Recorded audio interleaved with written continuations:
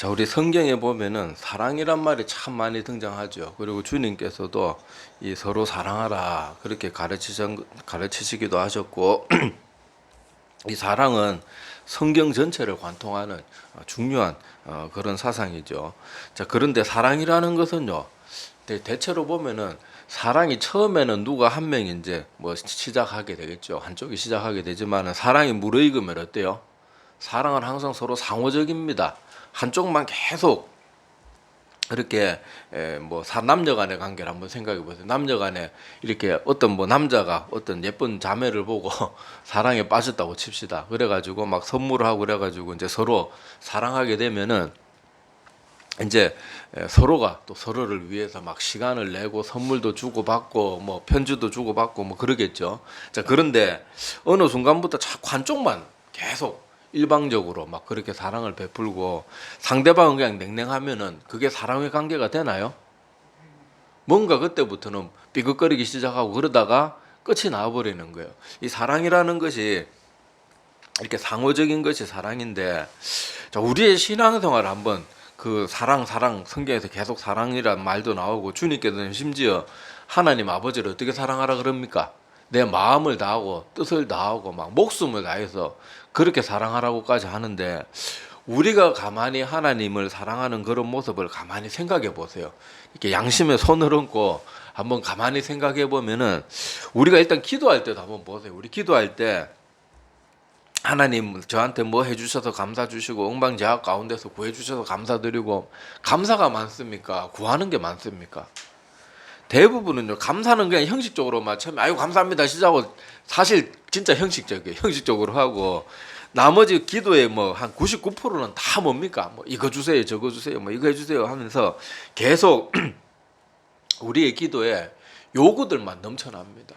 그래서 하나님 앞에 뭔가 내가 감사를 이렇게 되돌려 드리고 뭐 내가 하나님 뭐 하겠습니다 이런 것보다는 전부 뭐 해주세요 뭐 해주세요 뭐 해주세요. 그래서 이게 과연 하나님과 내가 사랑의 관계에 있는 건지, 아니면 내가 일방적으로 하나님을 이용하는 건지. 사기꾼들이나 꽃 빼면 어떻습니까? 사랑을 가장해가지고 상대한테 접근해가지고 뭐만 요구해요? 돈 요구하고 막 그렇게 자기 필요한 것만 취하고는 그냥 나가 떨어져 버리잖아요. 마찬가지로 우리도 하나님을 사랑한다 그러는데, 과연 하나님과 우리와의 관계에 있어서 이게 정말로 사랑이라고 할 만한 상호적인 관계가 있나, 그런 걸 좀 한번 진지하게 생각해 봐야 돼. 우리는 말로는 사랑한다 그러는데 실제로는 사랑이 없어요. 그러니까 스스로를 자꾸 속이는 거고, 참된 사랑이나 서로 뭔가 이렇게 오가는 게 있고, 뭔가 뭐 그렇다고 뭐 하나님과 우리의 관계가 꼭 기브 앤 테이크 뭐 이런 식으로 설명이 되는 건 아니지만은, 하나님과 나와의 관계가 아무런 어떤 뭐 인격적인 교제나 뭐 서로 나누거나 뭐 서로 주고받고 이런 게 없이 일방적으로 맨날 필요할 때만 하나님 그러는데, 그게 과연 사랑이라고 할 수 있을까? 그런 걸 한번 오늘 말씀을 통해서 한번 가만히 생각해 봐야 돼요. 우리는요, 이미 하나님께 뭘 요구하기 전에 이미 하나님께 우리는 많은 것을 받은 존재입니다. 제가 성경 두 군데를 찾아놨는데, 주보 뒷면에 보면 있습니다. 자, 먼저 에베소서 2장 1절, 우리 아주 짧으니까 같이 읽어봅시다. 자, 시작. 너희의 허물과 죄로 죽었던 너희를 살리셨도다. 자, 우리가 어떤 상태였다고 나옵니까? 우리의 허물, 뭐 우리 남이 우리를 죽이거나 남이 어떻게 한 게 아니고, 우리는 이미 우리 스스로의 허물과 죄로 어떤 상태였다고요? 육신은 살아 있는데 영적으로는 죽은 상태인데, 누가 일방적으로 사랑을 베풀어 주셨어요? 하나님 일방적으로 사랑을 베풀어 주시고 우리를 어떻게 하셨다고요? 살리셨다. 그리고 살리기 위해서 뭐까지 하셨어요? 예수님이 인간의 몸을 입고, 하나님이신 그분이 인간의 몸을 입고 이 땅에 오셔가지고 십자가에서 그 끔찍하고 부끄럽고 참혹한 십자가에 죽어주시기까지, 그렇게 우리를 살리기 위해서 그런 일을 했던 거예요. 자, 비슷한 구절이 자, 골로새서 2장 13절에도 있습니다. 자, 우리 이것도 같이 읽어볼게요. 자, 시작. 또 범죄와 육체의 무할례로 죽었던 너희를 하나님이 그와 함께 살리시고 우리의 모든 죄를 사하시고. 아멘. 자, 여기서도 보면은 우리의 범죄, 우리의 육체의 무할례라는 건 하나님을 믿지 않고 교만하게 사는 그런 모습들을 말하죠. 자, 그런 상태로 영적으로는 이미 완전히 죽어 있던 우리를 하나님이 그와 함께 살리셨다니까 누구를 말하겠어요? 예수 그리스도께 십자가의 죽으심으로 끝난 게 아니고 어떻게 하셨어요? 3일 만에 부활하셨죠. 그러니까 그 죄로 인해 원래는 우리 죽어 있는 상태인데 예수님이 누구의 죄 때문에 죽어요? 우리의 죄 때문에 죽어졌잖아요. 그리고는 3일 만에 부활하셔서 죄와 사망의 권세를 이겼다. 성경이 그렇게 말하잖아요. 마찬가지로 주님이 다시 부활하시고 살아나실 때 우리도 어떻게 되는 거예요? 그 예수 그리스도를 믿는 믿음으로 우리도 다시 살아나게 되는 거예요. 자, 그걸 말하는데, 자, 이 모든 것을 하나님이 어떤 대가를 말하시고 뭘 하셔가지고 이렇게 하셨나요? 아니요. 일방적으로 하나님이, 우리는 하나님 앞에 아무 사랑받을 만한 짓을 한 것도 없고 사랑받을 만한 인격도 없고 그저 가진 거라고는 억만죄 막 계속 살면서 계속 죄 짓는 것밖에 없어요. 계속 죄 짓는 것밖에 없고, 뭐 기독교인들은 뭐 말은 착하다 그러는데 지내보면 거짓말도 얼마나 잘하는지 몰라요. 그런 사람들 아무 하나님 앞에 그렇게 아무 사랑받을 자격이 없는 우리 인간들을 하나님은 이미 어마어마한 것을 우리에게 주셨잖아요. 자기 생명까지 대신 내어주면서 사랑해 주셨잖아요. 그러면 우리가 하나님 앞에 지금 요구해야 되는 상태가 아니고 어떤 상태예요? 보답하고 뭔가 갚아나가고 막 내 모든 걸 다 드려도 부족한 상태인데 우리는 뭐 하고 있어요? 계속 요구만 하는 거예요. 계속 요구만 하는 거예요. 내가 물에 빠져 죽고 다 죽어가요. 막 지금 저기 막 냇가에 뭐 이렇게 감천냇가 옛날에 깊었잖아요. 막 거기 수영하다가 내가 막 꼴꼴꼴꼴 하면서 넘어가고 있는데 누가 나를 구해줬어요. 그러면은 그 사람이 자기도 내가 막 발버둥 치고 그러니까 막 자기도 막 죽을 뻔한 위험을 느끼면서 그렇게 나를 이제 물가로 건져놨는데 내가 벗어놓은 바지에 동전 다 없어졌네. 네가 가져갔나? 이러겠냐고요. 아이고 괜찮습니까? 아이고 살려주셔서 감사합니다. 계속 넙죽넙죽 엎드려서 막 절을 하고 막 우리 식구들 다 불러가지고 막 위로금도 주고 막 밥도 제일 좋은 거 사가지고 먹이고 막 한평생 생각이 나서 명절 되면은 막 그리 전화 한 통씩 하고 또 막 선물도 보내고 안 그러겠냐고요. 그런데 우리는 물에 빠진 사람 죽었다 건져 놓은 것보다 더 큰 은혜를 받았잖아요. 하나님이신 그분이 우리를 위해서 대신 죽어주시기까지 그 엄청난 사랑을 아무 자격도 없고 심지어 오히려 우리는 지옥 가야지 마땅한 그런 존재를 하나님이 일방적으로 어마어마한 사랑을 베풀어 주셨잖아요. 그런데 우리는 계속 뭐만 해요? 요구만 하고 있어요. 요구만. 자, 오늘 본문 말씀을 한번 봅시다. 오늘 본문 말씀에 보면은 자, 예수님께서 마가복음 10장 29절에서 30절을 통해서 자, 29절에 먼저 보면 예수께서 이르시되 내가 진실로 너희에게 이르노니 나와 복음을 위하여 뭐까지 버린 자라고 나옵니까? 줄줄줄 나오는 게요. 다 엄청난 겁니다. 집이면 자기 재산이잖아요. 여 끝에 또 전토도 나오네. 집과 전토면 옛날 그냥 일반 평민이 자기 집과 전토, 땅을 내놓는 거는 뭘 내놓는 거예요? 자기 전 재산을 내어놓는 거예요. 자, 그러면서 또 그 다음에 이어지는 내용이 형제, 자매, 어머니, 아버지, 자식 다 누굽니까? 가족이잖아요. 가족. 복음을 위하여, 나와 복음을 위하여 이런 것들을 내어놓는 사람은 이런 복을 받을 것이다. 또 영생을 받지 못할 자가 없을 것이다. 또 그리고 내가 나중에 그거 다 100배로 갚아주겠다. 이런 말씀들을 하고 있잖아요. 그런데 여기서 주님께서 하신 전제 조건이 뭡니까? 나와 복음을 위하여 이러한 것을 버린 사람들, 그런 사람들에게는 이런 복들을 주실 거라고 그렇게 약속하고 있잖아요. 근데 우리는 이런 내용은 생각을 안 해요. 나와 복음을 위해서, 주와 복음을 위해서 무엇인가 하나님 앞에 바치고 무언가 하나님 앞에 드리고, 여기 보면 전부 제일 귀한 것들이잖아요. 집과 전토, 가족들. 가족이면 이 땅에 살아가는 동안 제일 가까운 피부치 아닙니까? 그것마저도 하나님 앞에 내놓을 때 하나님께서 무언가를 약속하고 있는데 우리는 아무것도 사실상 거의 내어놓는 게 없어요. 뭐 예배 한 번을 제대로 드립니까? 뭐 예배 드리는 것도 맨날 막 귀찮아 죽으려고 그러고 지루해 죽으려고 그러고 그러는 모습으로 하나님 앞에 있으면서 요구는 또 얼마나 거창하고 기도의 거의 99%가 다 요구고 하나님 앞에 뭐 하나 제대로 드리는 게 없단 말이에요.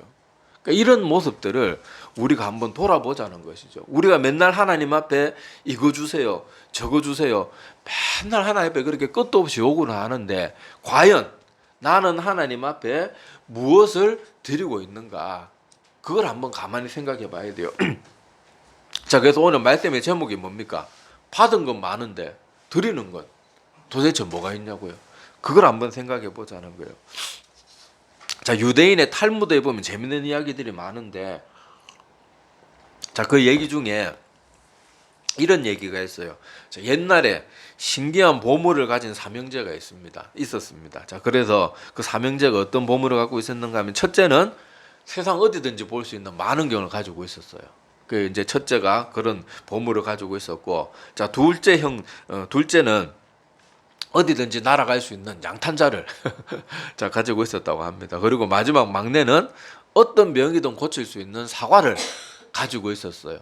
자, 그런데 하루는 이제 첫째가 망원경 가지고 심심하니까 세상 여기저기를 둘러보고 있다가 그 어떤 막 지금 우리나라로 말하면 왕이 있는 그 성게 서울 한복판에 붙어 있는 방을 본 거예요. 그 방에 뭐가 적혀 있는가 하면은 그 나라의 왕의 아름다운 공주가 병에 걸렸는데 그 전 세계에서 뭐 유명하다는 그런 의사들을 다 모셔와도 못 고치는 거예요. 그래가지고 내 딸의 병을 고쳐주는 자는 내가 내 딸과 결혼시켜주고 왕자로 삼아주겠다, 이렇게 방을 붙여놓은 거예요. 자, 그래서 이 첫째가 그 얘기를 발견을 하고, 야, 이거 기회다 싶어가지고 이제 자기 동생들한테 얘기를 했겠죠. 그러니까 둘째가 일단 우리 그러면 양탄자를 타고 같이 날아가 봅시다. 그래가지고 양탄자를 타고 삼형제가 날아갔어요. 자, 날아가서 자, 마지막 그 막내가 뭐 갖고 있다 그랬어요? 어떤 병이든 낫게 할 수 있는 사과를 가지고 있었던 거예요. 그래서 그 양탄자를 타고 날아가가지고 공주 입에 사과를 한 입 딱 베어 물게 하니까 공주가 벌떡 일어난 거예요. 자, 그런데 여기서 문제가 생겼어요. 이 삼형제가 다 공이 큰데 결혼을 한 명하고밖에 할 수 없잖아요. 자, 그러니까 누구에게 이 탈무드의 질문이 그거예요. 여기에서 이 세 삼형제 중에 누구에게 공주의 남편이 되는, 그러니까 왕의 사위가 되는 거죠. 그 영광을 누구에게 줘야 되겠냐. 그러니까 삼형제는 다 자기들 공을 말하는 거예요. 야, 니들이 아무리 양탄자가 있고 사과가 있어도 내가 망원경을 안 봤으면은 애시당초 이런 일이 있지도 않았다. 그러니까 내가 공주하고 결혼해야 된다. 아니, 형이 뭐 망원경 갖고 얘 동생이 뭐 사과 갖고 있어도 내가 여기까지 안 날아왔어. 우리 시골떡이 여기 그 먼 데서 어떻게 뭐 할 수나 있었겠냐고 막 또 둘째가 주장을 하고, 그렇게 막내는 또 자기 사과 갖고 막 얘기를 하는데, 자, 탈무드의 답은 뭔가 하면은 막내에게 줘야 된다고 합니다. 왜 그렇겠어요? 첫째는 만원경으로 보는 중요한 일을 하긴 했지만은 만원경은 그 일이 끝나고도 계속 또 쓸 수 있는 거예요. 마찬가지로 양탄자도 어때요? 물론 중요한 일을 해갖고 뭐 걔들이 한번 보고 사과를 갖고 있어도 못 날라왔으면 끝인데, 날라오는 중요한 일을 했지만 양탄자도 마찬가지로 어때요? 또 쓸 수 있어요. 그렇지만은 막내는 뭐 어때요? 사과를 한번 먹으면 끝이잖아요. 그러니까 그 막내는 자기가 가지고 있는 가장 귀한 보물을 그 공주를 위해서 아낌없이 내어놓았기 때문에 이 막내에게 공주를 줘야 된다. 그게 탈무드의 답입니다. 그러니까 여기서 좀 뭔가 느껴지는 게 있죠. 정말로 진정한 사랑이나 무언가 상대를 위해서 내가 할 때는요, 뭔가 희생이라는 게 있어요. 희생이라는 게. 남녀간의 사랑도요, 자꾸 주거니 받거니 할 때 뭐 서로 막 사랑을 막 그렇게 베풀고 막 서로 막 이렇게 잘해주고 하려고 할 때 막 사랑이 무르익어 가지만은, 일방적으로 어느 한 상태가 계속 상대방은 자꾸 점점 냉랭해지는데 한 상대가 계속 일방적으로 하면요, 그 사랑이 계속 가겠냐고요. 점점 식어져 가는 거예요. 점점 식어져 가는 거예요. 그러니까 사람들이 보면은 신앙생활 할 때 세월이 갈수록 하나님과의 관계가 자꾸 뜨거워지기는 그냥 대부분은 사람들이 어떻습니까? 자꾸 식어가는 경우가 참 많아요. 그래서 성경에 보면은 너희들이 그렇게 되지 마라. 너희는 물러가다 침륜에 이를 자가 아니다. 뭐 그런 말들도 있고, 열심을 내라. 뭐 그런 말씀들이 있잖아요. 이 사람이라는 것이 그렇거든요. 그러니까 우리도 신앙생활 가운데 자꾸 내 신앙이 아유 요새 왜 이렇게 몸이 건조하나? 아유 내가 왜 이러나? 그럴 때 이걸 생각해 봐야 돼요.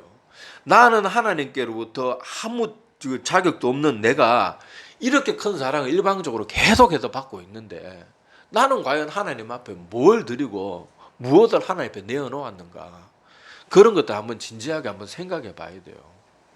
그런 것이 없으니까 하나님과 나의 관계가 자꾸 무미건조해지는 거예요.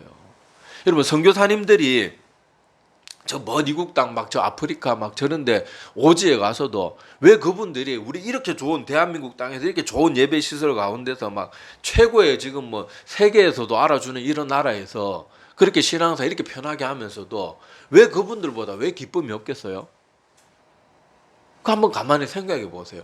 그분들은 그 가서요 막 얼마나 마실 물도 열악하잖아요. 어디 한번 갈라 그러면요 막 그 사막길을 몇 시간씩 달려가지고 또 막 우리나라 같이 뭐 전화 한 통 하면 막 차 고장 나도 막 오고 이러는 것도 아니고 차 한번 고장 나면 막 고립이 돼가지고 막 밤을 새야 되는 경우도 있고 참 난감한 그 선교사님들 얘기 들어보면 난감한 일들이 많거든요. 그런데 그분들하고 얘기하면 마음의 기쁨이 가득해요. 왜 그럴까요? 그분들은요 하나님 앞에 무언가를 계속해서 자기 삶을 드리잖아요. 그리고 하나님께서 그렇게 사랑하는 선교사님들에게 도저히 인간의 방법으로는 설명이 안 되는 기적들이 우리 선교사님들 삶 가운데 계속 일어나거든요. 제가 친한 선교사님들 한 번씩 제가 한번 연락드리면요 전화할 때마다 기적 같은 일들이 일어나요. 그 동네에는 전기가 도저히 들어올 길이 아니고 그 뭐 한번 그렇게 전기 같은 게 들어오려 그러면은 막 당국에다가 막 엄청난 뇌물을 줘야 되고 그러는데 그냥 포기하고 있는데 그냥 기도만 하고 있는데 뭐 뇌물도 한번 찔러준 적이 없는데 막 전기가 갑자기 그 동네 들어오고 이런 놀라운 일들이요 계속해서 일어나거든요. 그러니까 선교사님들은 계속 자기의 삶을 하나님 앞에 내어드리고 그 열악한 가운데서도 맨날 하나님 앞에 새벽부터 새벽기도도 없는 그 지역에 혼자 일어나서 새벽에 하나님 앞에 예배드리고 기도하고 그렇게 전심을 다해서 하나님을 섬기니까 자기도 하나님이 주시는 그 놀라운 기적들을 체험하고 그 삶 가운데 계속 그렇게 신앙생활이 막 살아있듯이 살아 용서섬 치는 그런 신앙생활이 계속 유지가 되니까 그렇게 오지에 살면서도 그분들은 막 아이고 나 못해 먹겠다 이게 아니고 점점 더 감사가 더 많아지고 점점 더 기뻐지고 그분들도 얘기해요. 내가 한국 교회에서 부목사로 있을 때 내 믿음이 이렇지 않았다. 오히려 선교지에 가서 정말로 하나님의 살아계심을 내가 역사를 내 피부로 느껴보니까 오히려 내가 이곳에 오길 잘했다. 여기는 정말로 그냥 말만 하는 그런 신앙생활이 아니고 여기는 정말로 하나님의 능력이 살아 숨쉬는 곳이다. 그런 고백도 여러분 많이 들어봤잖아요. 제 친구 뭐 목사님들 선교사로 가 있는 분들 뭐 그런 분들도 이런 얘기들 많이 합니다. 그리고 실제로 만나봐도 그래요. 한국에서 뭐 이렇게 하고 뭐 사역하고 있는 이렇게 동료 목사님들하고 뭐 선교사 오랜만에 이렇게 모여갖고 얘기하면 이 한국에서 사역하고 있는 목사들 뭔가 주눅 들어 있고 뭔가 피곤해 있고 다크서클이 내려와 있는 것 같고 뭔가 좀 생기가 좀 없는 경우가 있어요. 뭐 목사들이 또 사람인데 안 그렇겠어요. 근데 선교사님들은 그 먼 지역에서 한국 한번 올라가면 비행기를 막 오지 그런 데는 비행기를 몇 번씩 갈아타야 되거든요. 그 몇 시간을 그렇게 비행하고 와서도요 막 사람들 얼굴에 생기가 넘쳐요. 그리고 막 자기가 겪었던 거 막 기쁨으로 막 간증하고 얘기를 합니다. 왜 그래요? 그들은 그만큼 하나님 앞에 매일 내어드리거든요. 그러니까 하나님도 그들에게 기적을 베푸시고 서로 사랑이 막 이렇게 오고 가니까 점점 더 그 사랑이 더 커지는 거예요.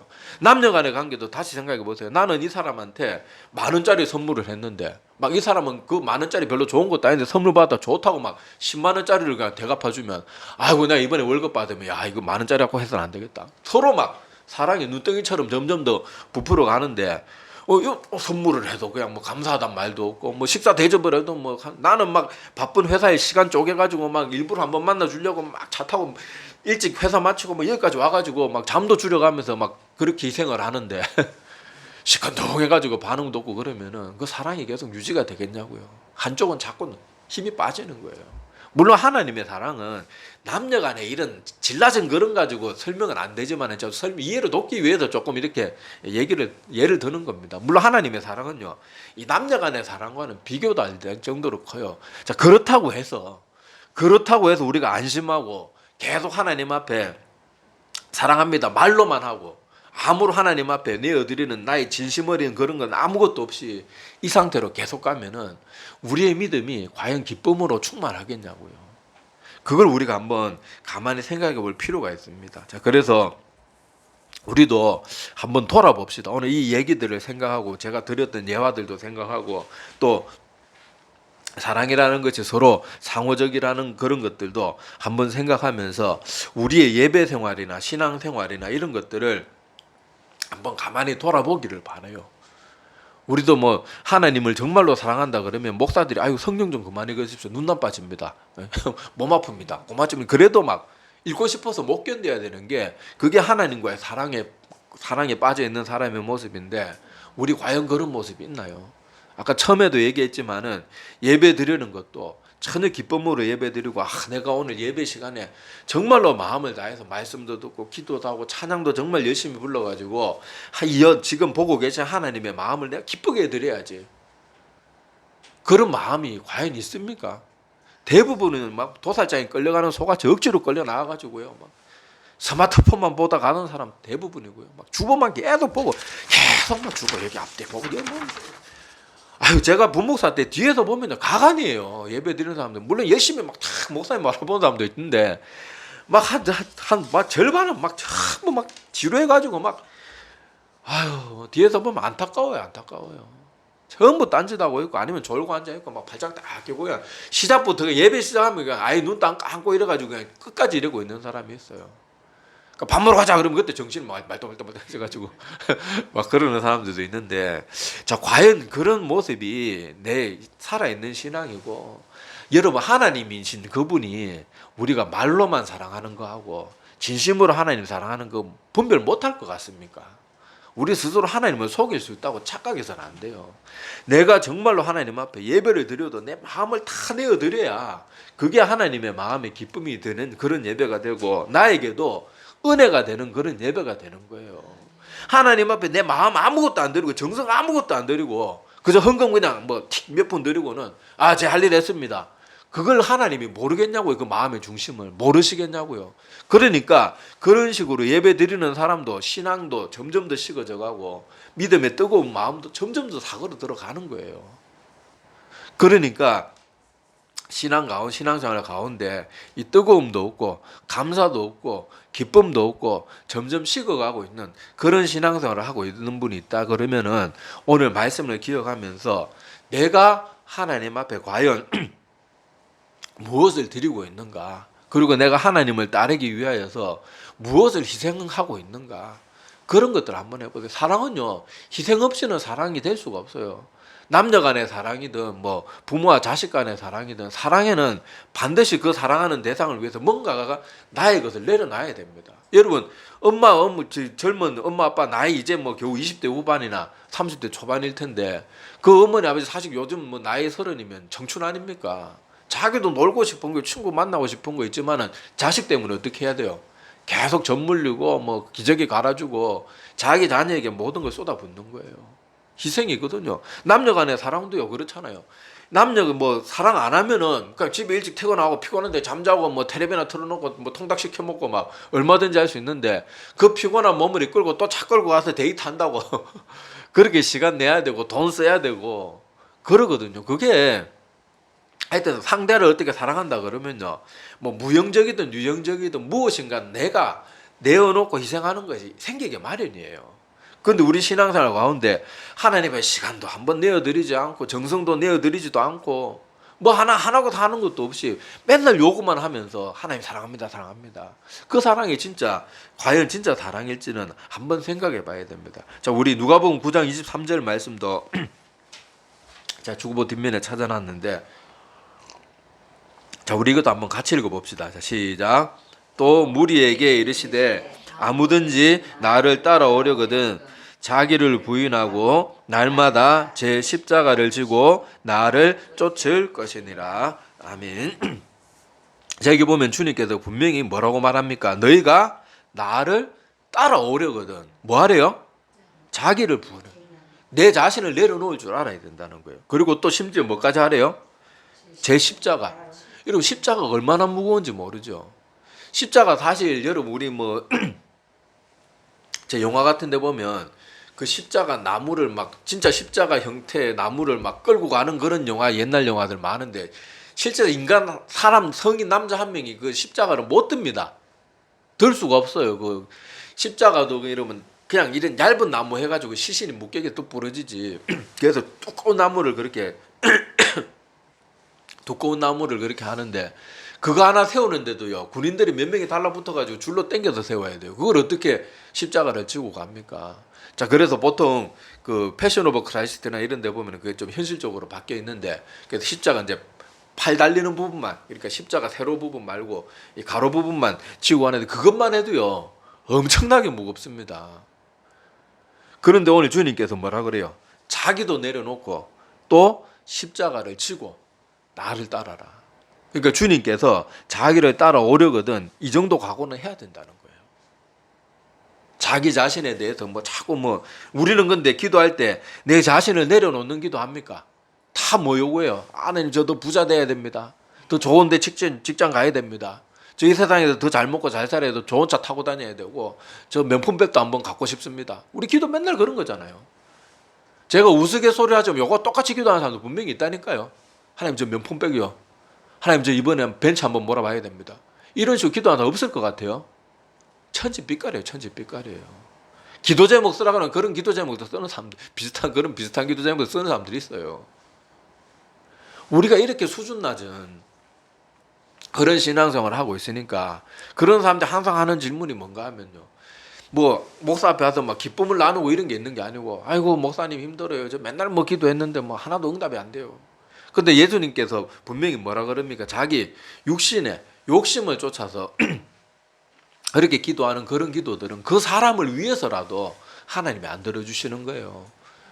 좀 약간 비약적인 예지만은 뭐 로또 당첨되게 해주세요 그런 기도 한다고 하나님 들어주시는 게 아니잖아요. 왜냐하면 로또 당첨된 사람들 대부분이 이전보다 훨씬 더 못한 삶을 산다는 것은 통계학으로 이미 충분히 증명이 됐습니다. 심지어 그 복권 당첨됐을 때는 얼마나 좋았겠어요. 그 고액 뭐 여기 제가 말하는 그 복권은요 뭐 1,000만 원짜리 이런 거 말하는 게 아니에요. 수십억짜리 그런 거 실제로 그 복권 당첨자들의 그 10년, 20년 뒤의 삶을 정말로 학자들이 조사를 했어요. 역학조사를 했는데 80% 이상이 훨씬 더 비참한 삶을 살고요. 그중에 자살한 사람도 많고 알코올 중독자 엄청나게 많고요.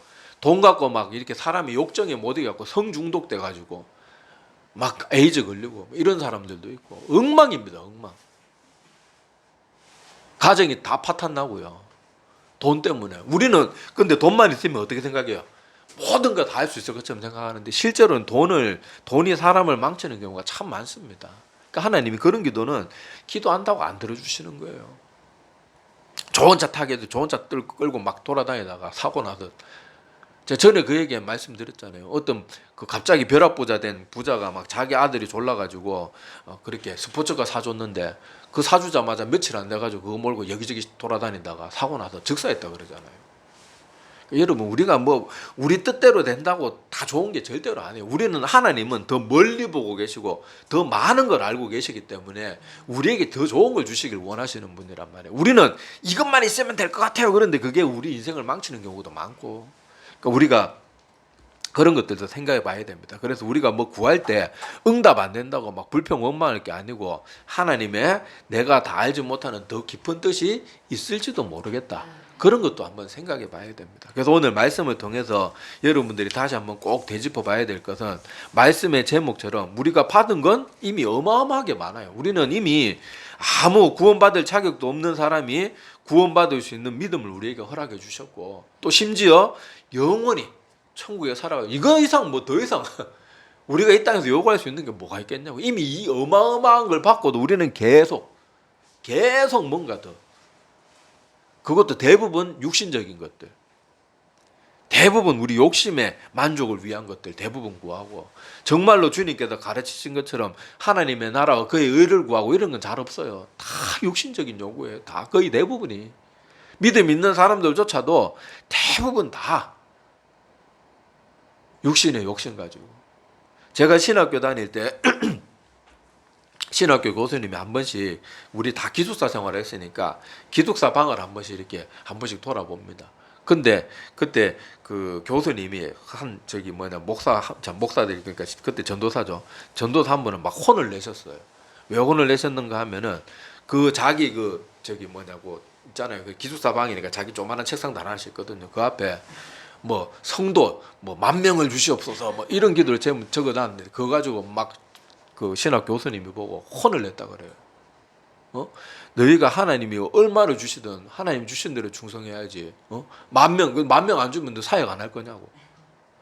그래서 혼을 내고 그걸 또 수업 시간에 또 얘기까지 하고 너희들 절대 그런 식으로 하나님 앞에 기도하지 말라고 혼을 내신 적이 있는데 우리가 심지어 목회자들조차도요 기도하는 것들이 포장은 잘 돼 있어요. 막 포장은 막 나 주를 위해서 막 하겠습니다. 뭐 제가 제일 싫어한 말이 이 교회에서 11조 제일 많이 내는 성도가 돼. 그 말을 되게 왜 그런지 모르는데 전 그 말 정말 너무 듣기 싫어요. 사실 그냥 차라리 돈 많이 주세요 그렇게 말하면 좀 덜 미울 텐데 그런 식으로 교묘하게 포장한다고 하나님 모르겠냐고요. 하여튼 우리가 믿음 있는 척 하면서도 이렇게 포장해서 자꾸 스스로를 속여요. 이런 식으로 기도하면 하나님의 영광을 위하는 것 같은데 실제로는 내 욕심 챙기고. 근데 그런 것까지도 우리가 면밀히 들여다보자고요. 우리는 이미 하나님께로부터 이 많은 걸 받았는데 과연 나는 하나님 앞에 얼마를 내어드리고 있고 얼마를 하나님 앞에 진심을 다해서 바치고 있는가. 그걸 한번 생각해 봐야 돼요. 그리고 예배 때도 내가 얼마나 마음과 정성을 다해서 하나님 앞에 서 있는가 생각해 봐야 돼요. 예배는요 우리 하나님 앞에 전심을 다해야 됩니다. 여러분 저를 보시면 알겠지만 저는 사역하면서 한평생 성도들보다 항상 거의 1시간 전에 항상 나와도 항상 미리 준비합니다. 다른 데 보세요. 물론 뭐 다른 데 목사님들도 뭐 미리 뭐 딴 데 조용히 준비하고 있지만 막 예배 시간 다 돼가지고 나와가지고 쓰리빠 딜딜 끄고 나와가지고 그런 건 좀 아니라고 생각해요. 목사가 미리 와서 기도하는 모습 보여주고 좀 그래야지. 우리도요 예배 드릴 때 뭐 목사만 그래야 되는 게 아니거든요. 성도도 하나님 앞에 내 마음을 다해서 정말 하나님 기뻐 받으실 만한 예배를 드리기 위해서 우리도 좀 정성을 쏟을 줄 알아야 됩니다. 그래서 오늘 우리 신앙생활 가운데 무미건조하면서 탈출하고 싶다 그러면은 내가 하나님 앞에 맨날 요구만 하고 드리는 건 아무것도 없으면서 그러고 있지는 않는지 한번 생각해보고 또 하나님 앞에 내가 무엇인가 자꾸 좀 드리고 내어놓고 감사하려고 좀 그렇게 애쓸 줄 아는 그런 우리들이 되어서 신앙생활이 무미건조하고 자꾸 메말라가는 신앙생활이 아니라 아까 제가 처음에 예를 들었던 선교사님들처럼 막 감사와 감격과 그 체험에 겨워가지고 막 기쁨으로 막 그렇게 표정으로 이미 막 그렇게 나타나는 그런 우리의 신앙생활이 다 되기를 바랍니다. 예, 기도드리겠습니다.